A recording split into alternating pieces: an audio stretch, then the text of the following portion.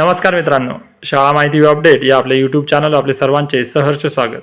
आजच्या व्हिडिओमध्ये आपण शालार्थ पोर्टलवरील नियुक्ती दिनांक, जन्मदिनांक, नावात, जेंडरमध्ये जर आपल्याला बदल करायचे असतील तर त्या संदर्भात शालेय शिक्षण विभागाने आता एक पत्र जारी केलेलं आहे।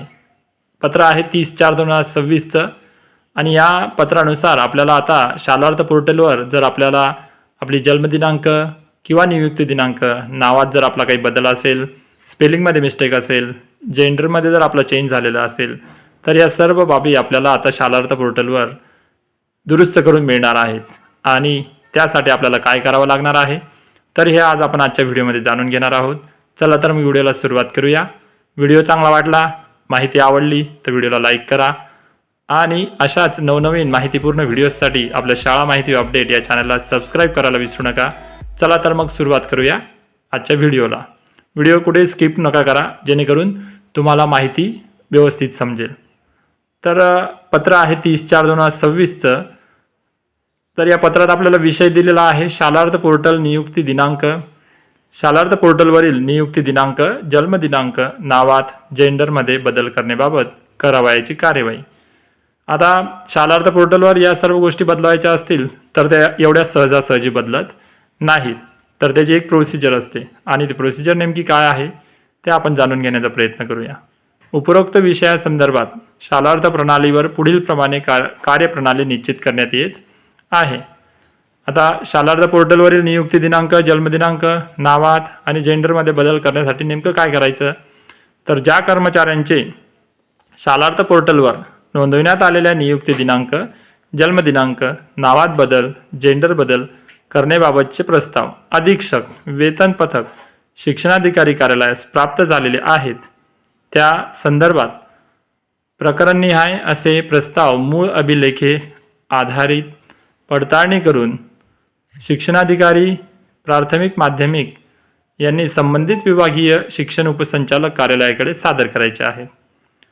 आता सर्वात आधी तर काय करायचं, तुम्हाला जर या सर्व गोष्टींसाठी जर तुम्हाला शालार्थ वर जन्मदिनांक बदलायचे असेल किंवा नियुक्ती दिनांक तुमची चुकलेली असेल, नावात काही गडबड झालेली असेल तर त्यासाठी तुम्हाला सर्वात आधी तर शाळेकडून तुम्हाला मुख्याध्यापकांचा एक प्रस्ताव घ्यायचा आहे आणि तो प्रस्ताव शाळेच्या मंजुरीने, शाळेच्या संमतीने तुम्हाला एक प्रस्ताव तयार करून एकतर वेतन अधीक्षक म्हणजे वेतन पथकात, एकतर मग तुम्हाला जिल्हा परिषदेत शिक्षणाधिकारी, जर तुमचा माध्यमिकचा प्रस्ताव असेल तर माध्यमिक आणि जर तुमचा प्राथमिकचा प्रस्ताव असेल तर प्राथमिक शिक्षणाधिकाऱ्यांच्या कार्यालयास तुम्हाला तो प्रस्ताव दाखल करायचा आहे।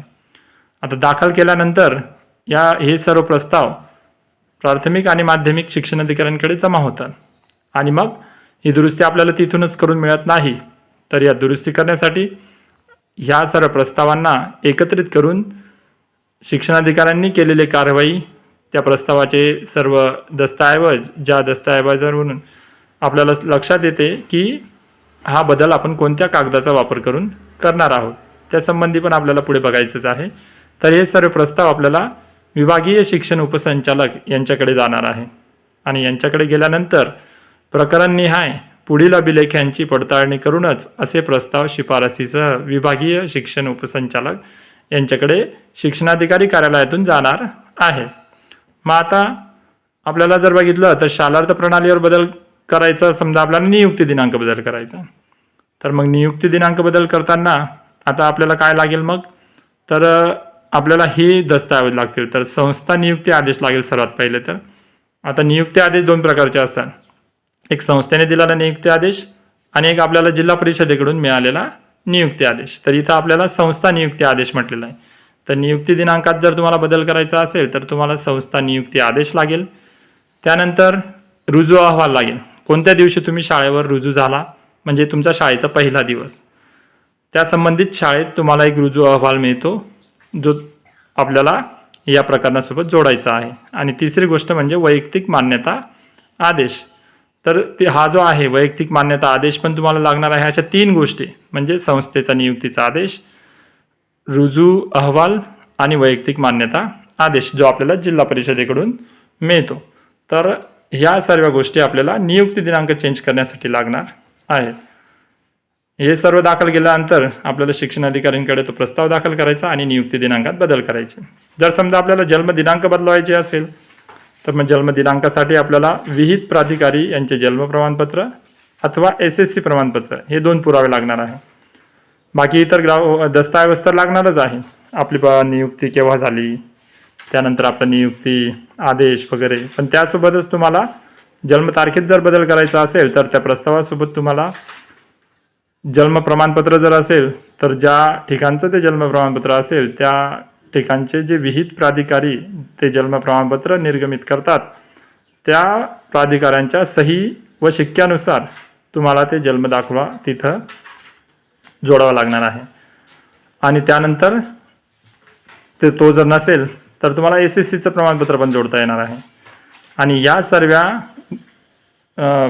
गोष्टींचा एक प्रस्ताव तयार करून तुम्हाला एकतर जिल्ह्याचे जे वेतन पथक आहे आपलं तर वेतन पथकांच्या अधीक्षकांकडे किंवा जिल्हा परिषदेच्या शिक्षण अधिकाऱ्यांकडे तुम्हाला ही आपल्या जिल्ह्याच्या कार्यालयात जमा करणे गरजेचे आहे.